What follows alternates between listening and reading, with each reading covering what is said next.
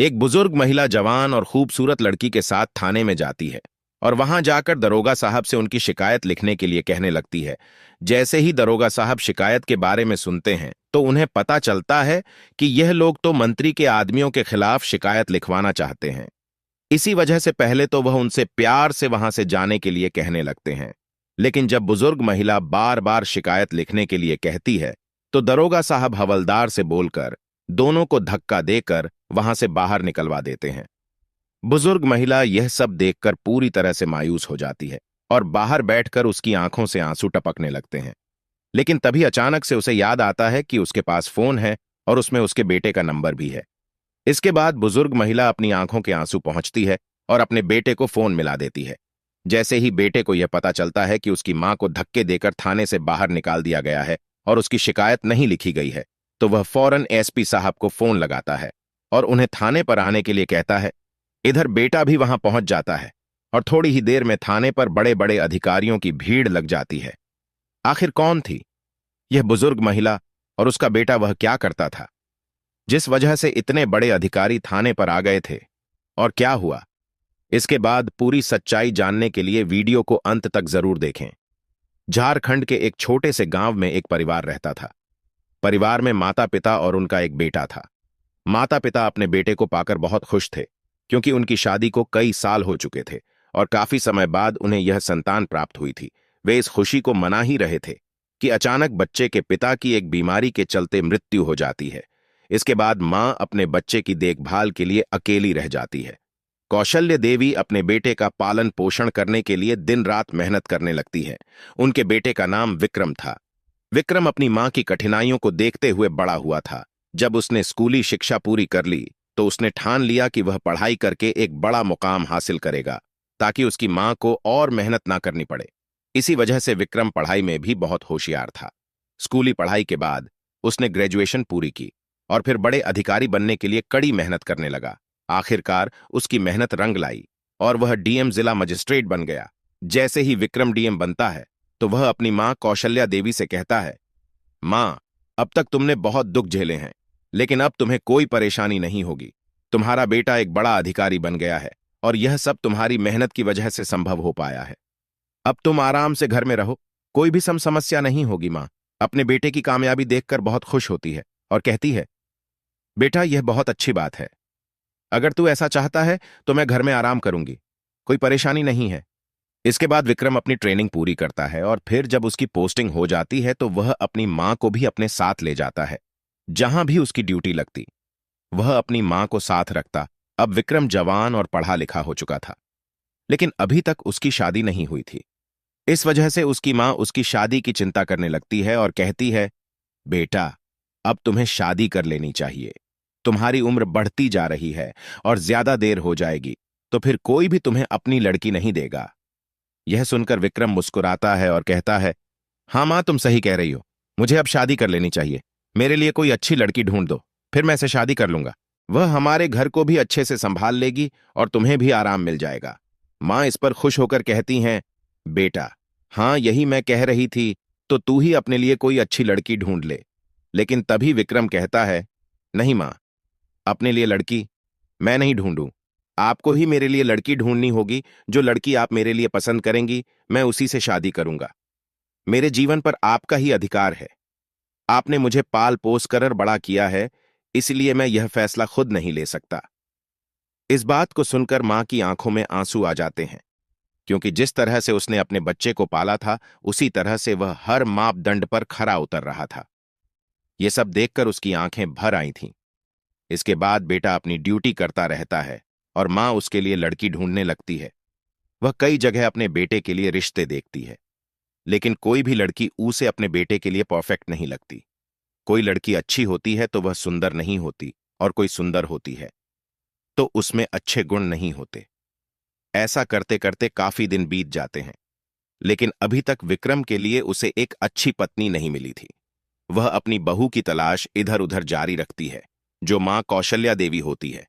वह अपने बेटे की कहीं भी पोजीशन का फायदा नहीं उठाती है। वह अक्सर खुद ही जाकर मार्केट से अपने लिए सब्जियां और बाकी सामान खरीदती है। किसी भी चीज के लिए वह नौकर को नहीं भेजती। एक दिन ऐसे ही कौशल्या देवी साधारण तरीके से बाजार जाती है और सब्जियां खरीदने लगती हैं। लेकिन तभी अचानक जब वह सब्जियां खरीद रही थी, उसी दौरान उसकी नजर एक लड़की पर पड़ती है जो शायद कॉलेज की छात्रा थी और पढ़ाई करके वहां से निकल रही थी। जैसे ही कौशल्या देवी उस लड़की को देखती है, उसे उस लड़की के अंदर अपनी बह दिखाई देने लगती है। इसके बाद वह उसकी तरफ बढ़ने लगती है। वह सोचती है कि यह लड़की मेरे बेटे के लिए बहुत अच्छी रहेगी, क्यों ना मैं इससे बात करूं। अगर यह मेरे बेटे से शादी कर लेगी तो बहुत अच्छा होगा। लेकिन जैसे ही कौशल्या देवी उसके पास पहुंचती है, उसी दौरान लगभग 3 से 4 लड़के आकर उस लड़की को छेड़ने लगते हैं। वह लड़की उनका विरोध कर रही थी। जब कौशल्या देवी यह सब अपनी आंखों के सामने होता हुआ देखती है तो उनसे रहा नहीं जाता और वह उन लड़कों को धमकाने लगती है। जब वह उन लड़कों को धमका है तो वे लड़के फिलहाल तो वहां से चले जाते हैं, लेकिन जाते जाते लड़की से कह देते हैं, कोई बात नहीं, आज तो इस बुढ़िया की वजह से हम तुम्हें छोड़कर जा रहे हैं। यह बुढ़िया है, इसीलिए इस पर हाथ उठाना हमें ठीक नहीं लगता, लेकिन कल देखते हैं, कल तुम्हें हमसे कौन बचाएगा। ऐसा कहकर वे लड़के वहां से चले जाते हैं। इसके बाद कौशल्या देवी उस लड़की को संभालने लगी हैं और पूछती हैं, बेटी, यह लोग कौन थे और तुमसे इस तरह से बात क्यों कर रहे थे। इसके बाद जो लड़की होती है, जिसका नाम नेहा होता है, वह कौशल्या देवी को बताती है, माँ जी, यह लोग यहाँ के लोकल गुंडे हैं और यह बार बार हम लड़कियों को परेशान करते हैं। मैं अकेली नहीं हूं, ज्यादातर लड़कियों को यह कॉलेज के बाहर आकर ऐसे ही परेशान करते हैं।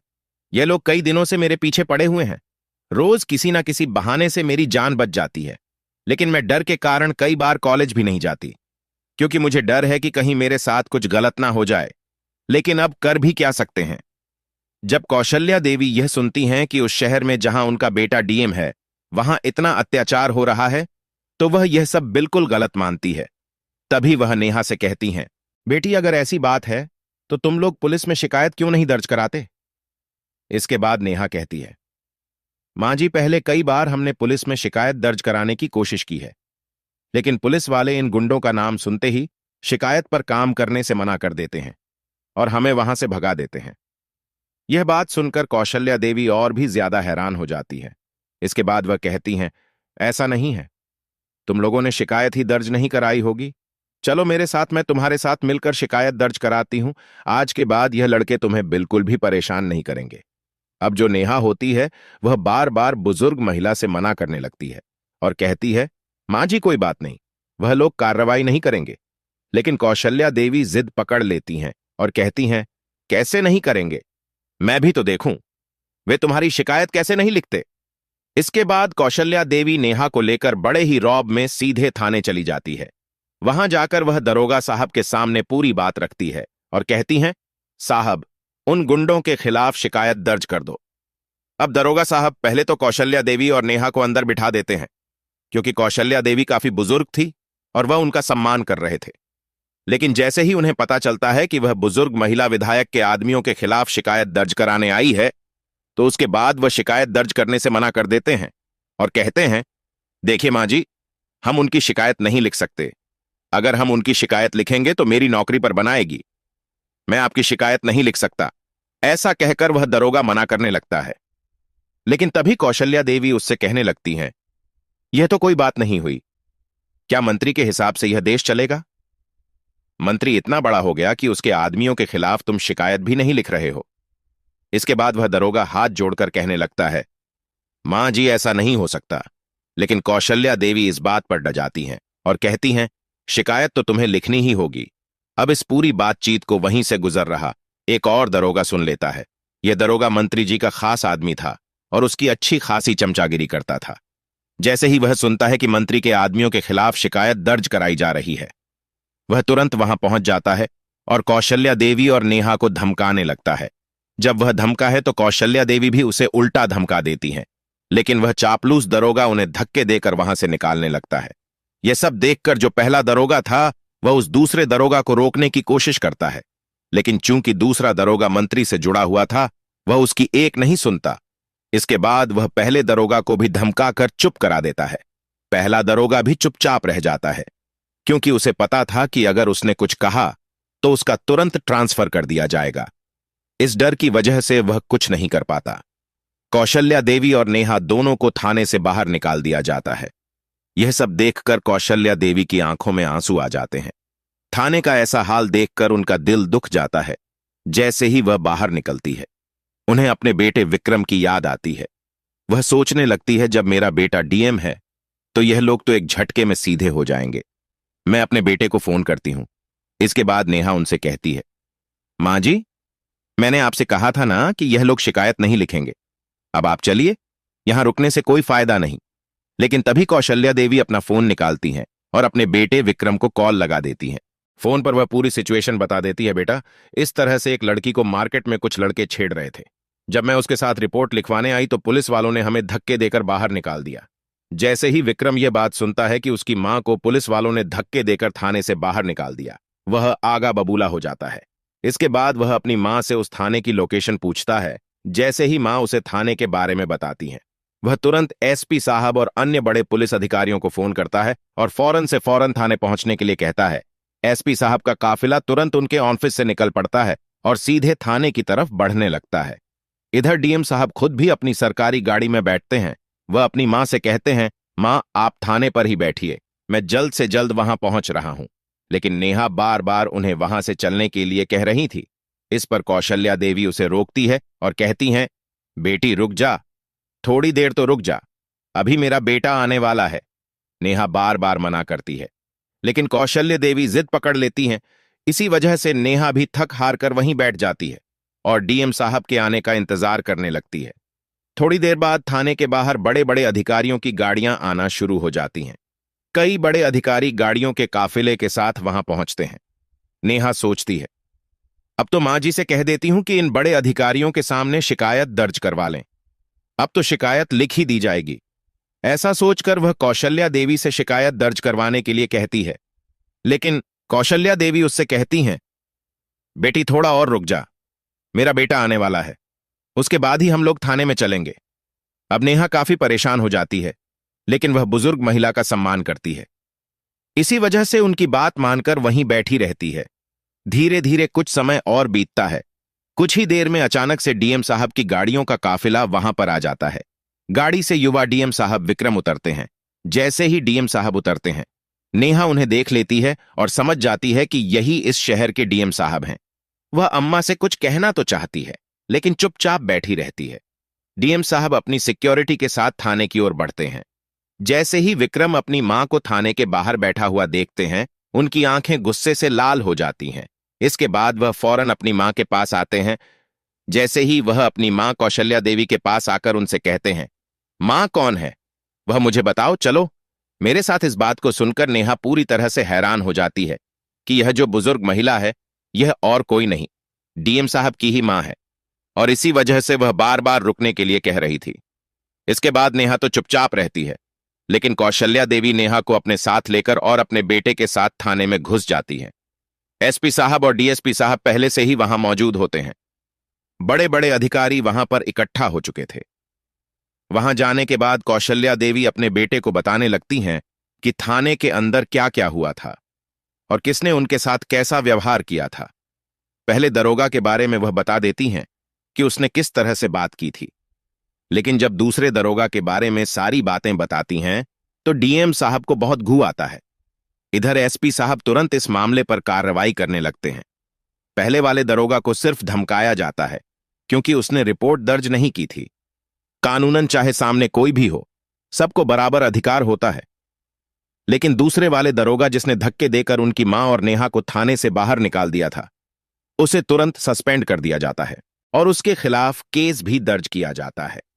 मंत्री के आदमियों के खिलाफ भी केस दर्ज हो जाता है और फिर इस केस पर सही तरीके से कार्रवाई की जाती है। यह सब देखकर नेहा को अपनी आंखों पर विश्वास नहीं होता कि जिन मंत्री के आदमियों पर कोई भी शिकायत दर्ज नहीं करवा पाया था, उन्हीं आदमियों के खिलाफ उसकी वजह से शिकायत दर्ज हो गई है। वह अंदर ही अंदर बहुत खुश होती है, लेकिन उसे यकीन नहीं होता कि यह सब सच में हो रहा है। वह सोचने लगती है, शायद यह मेरा सपना है और थोड़ी देर में मैं नींद से जाग जाऊंगी। इसके बाद डीएम साहब वहां से बाहर निकलते हैं।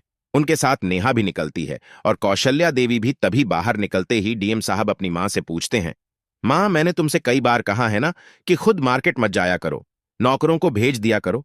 वे भी सामान ला देंगे, तुम्हें जाने की क्या जरूरत है? तब उनकी मां कौशल्या देवी जवाब देती हैं, बेटा, मुझे अच्छा नहीं लगता। नौकरों से काम कराना, इसी वजह से नौकरों को नहीं भेजकर खुद ही मार्केट जाया करती हूं। इसके बाद डीएम साहब अपनी मां को लेकर अपने घर चले जाते हैं। वहीं नेहा भी अपने घर लौट जाती है, लेकिन नेहा डीएम साहब को देखकर पूरी तरह से हैरान थी। बार बार डीएम साहब का वह चेहरा, जब वह गाड़ी से उतरकर अपनी मां की ओर बढ़ रहे थे, उसकी आंखों के सामने घूम रहा था। थाने के बाहर बैठने के दौरान कौशल्या देवी ने उसे अपने बेटे के बारे में बहुत सारी बात बताई थी। उस समय तो वह बस यूं ही सुन रही थी, लेकिन जब उसने डीएम साहब को देखा तो मन ही मन उन्हें पसंद करने लगी थी। इसके बाद नेहा बार बार डीएम साहब के ख्यालों में खोई रहती है। इधर शाम के समय कौशल्या देवी अपने बेटे विक्रम से नेहा के बारे में बात करने लगती है और कहती हैं, बेटा, मैंने पता कर लिया है, उसका परिवार भी अच्छा है और वह बहुत अच्छे से रहती है। दरअसल कौशल्या देवी ने पहली नजर में ही नेहा के स्वभाव को पहचान लिया था। जब उसने गुंडों का विरोध किया था, तभी उन्हें उसके चरित्र का अंदाजा हो गया था। रास्ते में उन्होंने नेहा से कई बातें पूछी थीं, जिससे उन्हें उसके बारे में सब पता चल गया था। इसलिए वह अपने बेटे से नेहा से शादी करने के लिए कहने लगती हैं। इस पर विक्रम कह देता है, मां देखो, मैंने तो उसे ठीक से देखा भी नहीं है, लेकिन अगर तुम चाहती हो तो बेशक मेरी शादी उससे करा दो, मुझे कोई आपत्ति नहीं है। इसके बाद कौशल्या देवी अगले ही दिन थाने से नेहा का पता निकलवा लेती है और सुबह सुबह उसके घर पहुंच जाती है। जब नेहा कौशल्या देवी को अपने घर के अंदर देखती है तो वह चौंक जाती है और तुरंत उनका स्वागत कर उन्हें अंदर ले जाती है। नेहा के माता पिता उनसे पूछते हैं, बेटा यह कौन है? नेहा जवाब देती है, मां बाबूजी, एक रात पहले मैंने आपको बताया था ना कि मैंने मंत्री के आदमियों के खिलाफ एफआईआर दर्ज करवा दी है। यह सब कुछ इन्हीं की बदौलत हुआ है। इनके बेटे ही इस शहर के डीएम साहब हैं। यह सुनकर नेहा के माता पिता भी कौशल्या देवी का अच्छे से स्वागत करते हैं और बैठा है। इसके बाद कौशल्या देवी अपने बेटे की शादी के लिए नेहा के माता पिता से बात करती है। जैसे ही यह बात नेहा के कानों में पड़ती है, वह एकदम से शर्मा जाती है, क्योंकि उसे भी विक्रम बहुत पसंद था। लेकिन वह डर रही थी कि इतने बड़े आदमी से शादी की बात कैसे कर सकती है। नेहा के माता पिता को यह विश्वास नहीं होता कि इतने बड़े डीएम साहब की शादी उनकी बेटी से कैसे हो सकती है। वे कहने लगते हैं, बहन जी, कहीं आप मजाक तो नहीं कर रही? लेकिन कौशल्या देवी कहती हैं, नहीं भाई साहब, मैं बिल्कुल भी मजाक नहीं कर रही। दरअसल मेरा बेटा शादी के योग्य हो गया है, लेकिन मुझे उसके लिए कोई अच्छी लड़की मिल ही नहीं रही थी। कल जब मैंने आपकी बेटी को देखा तो उसी समय तय कर लिया था कि अगर इसकी शादी नहीं हुई होगी तो इसी से अपने बेटे की शादी करवाऊंगी। अब मैं आपके घर आई हूं। आप अपनी बेटी से पूछ लीजिए कि क्या वह इस शादी के लिए राजी है।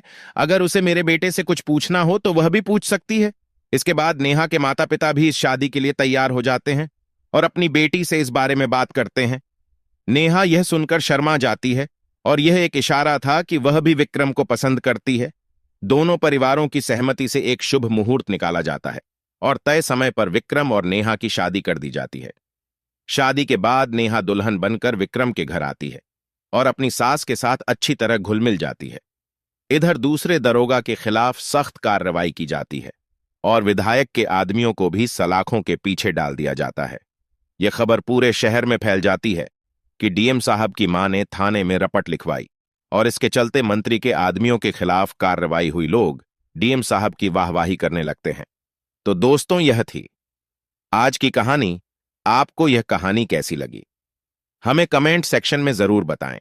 अगर वीडियो अच्छी लगी हो तो इसे लाइक करें और हमारे चैनल को सब्सक्राइब करें, ताकि हमें आपके लिए ऐसी और कहानियां बनाने का हौसला मिले। जय हिंद, जय भारत।